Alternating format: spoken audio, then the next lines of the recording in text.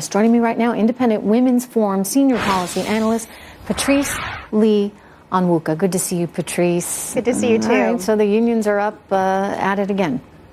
They are. So I think they're actually spitting against the wind.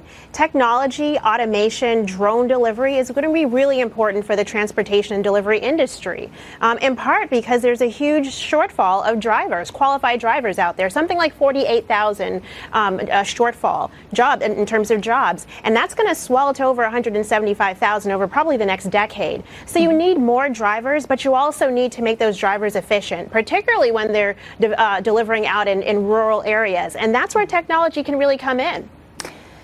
You know, driverless cars, they're on the way. I was talking to Carlos Ghosn recently, who said, you know, look, it's just a few years away.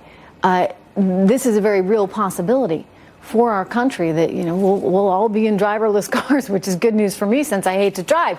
But between that and drones, and you know how much Amazon has been investing in the drone industry, if these companies like UPS can't keep up with technology, and if their workers are so resistant to that, you know, at some point, they're going to be out of business. I think so. I mean, realistically, I think the Teamsters are using this as a bargaining chip. I don't think they really expect that UPS would not allow for drone delivery. And by the way, there are also regulations that don't permit it in like a full commercial space.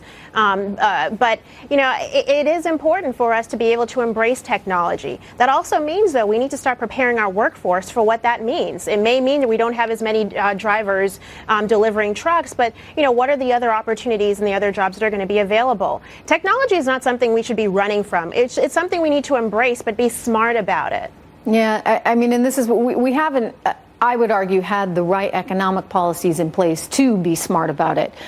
Because, you know, I think about, you know, when I was a kid on the highway and you had to pay your toll, you gave it to someone, you gave your money to someone. There was someone there at the toll booth. I mean, it just doesn't exist anymore. And in some cases, the tolls themselves don't exist because it's just all automated, and they get your car as you're going by. So these are jobs, right? These are actual jobs. So we need to be transitioning our workforce. And it's a much bigger, broader, I think, conversation, Patrice, because that gets back to a lot of things like education.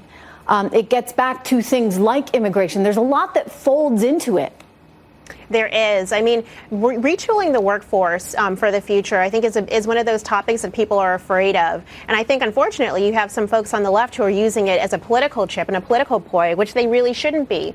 But we do need to think about, from a policy perspective, how do we bring together business, our higher education system, our K-12 education system, and with like these technology companies to say, what are the skills? You know, what are the types of jobs that are not going to be automated, that can't be replicated by a computer or Rosie the robot, you know, that we can really start to prepare our young people for. You know, driverless cars, they're great. They're going to take some jobs away, sure, but they also deliver us as consumers, you know, faster options, better options, and cheaper options. So, you know, technology, I'm not one of those doom and gloom type of people out there. I think we need just to be smart. Exactly. Patrice, it's good to see you. Thank you so much. Good to see you, too.